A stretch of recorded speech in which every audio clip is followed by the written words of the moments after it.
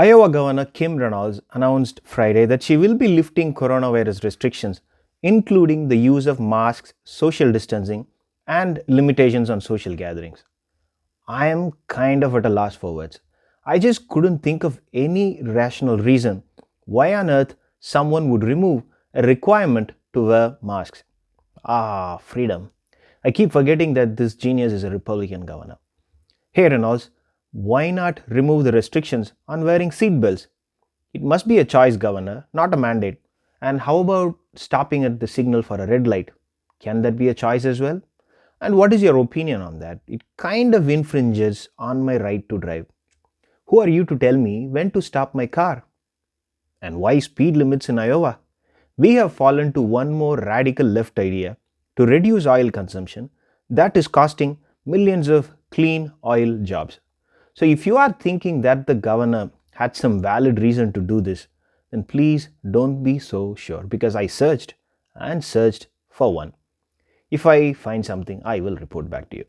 Though the cases in Iowa have come down from the November peak, it's still well above the numbers we had in May. We are off the new peak, but it's still more than the old peak. Over the last 1 week, on average, 742 people in Iowa were getting infected with coronavirus every single day. So that is certainly not something, a number to be happy about. During the news conference, Reynolds blamed the federal government for not allocating enough doses of vaccine to Iowa. Iowa had administered 64% of the doses it got. Minnesota had administered 77% of its doses. South Dakota 82%. Illinois and Wisconsin also had administered a higher percentage than Iowa. Iowa got somewhere around 510,000 doses but administered only 328,000. That means there are still about 182,000 doses of vaccine, a number that keeps growing every day, cooling itself somewhere in the nice refrigerator in Iowa. Considering the awesome performance of the governor, who is more than happy to blame everyone but her, I am not sure of the state of the unused vaccines in the state. But the time for freedom has come to Iowans. If you're above 60, enjoy all the freedom that you have always asked for. The media keeps talking about Trump's second impeachment trial, increasing our expectations, but I don't see a path to get the 17 votes in the Senate that is required to convict Trump in the Senate.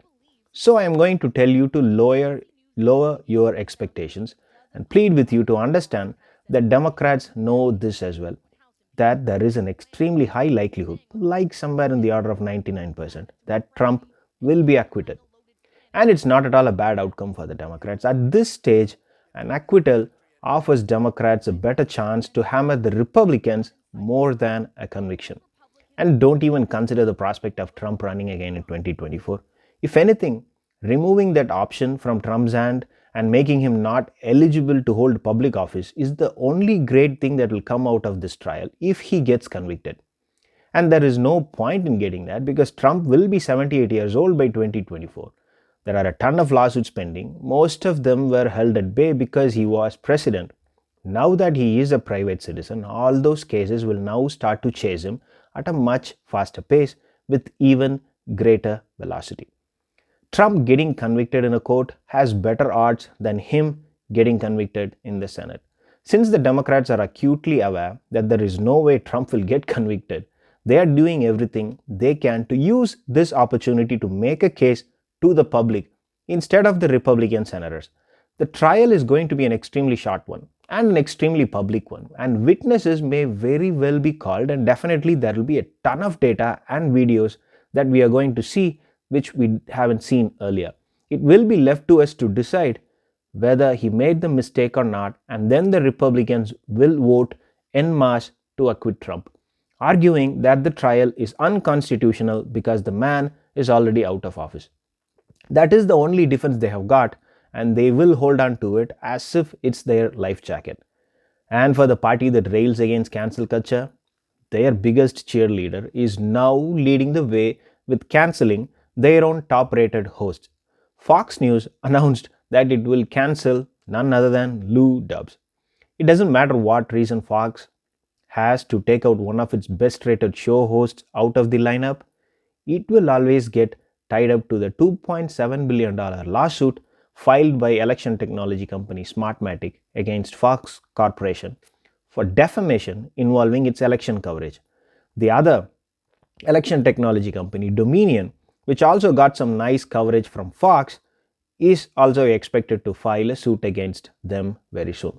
The only reason I could think of is Fox saying, okay, this show is getting too much, and it's better if we can limit the damages by cutting out shows that have gone into the extreme. But that also begs the question, what is extreme for Fox? Tucker Carlson, Laura Ingraham, and Sean Hannity are such truth tellers that they get to stay?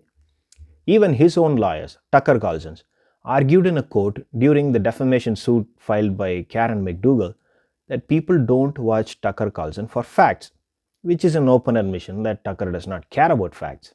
Who knows? I can't even sit and watch him talk for more than 5 minutes. By the third minute, my head will be spinning and I will feel like it's going to explode. And even that 3 minutes, I will put him on mute and turn the subtitles on. Trust me, it's so much fun to watch his show like that. So Fox wants to cancel Lou Dubs. The Trump group inside the GOP wants to cancel the anti-Trump group inside the GOP. The Arizona GOP wants to cancel their governor and Cindy McCain.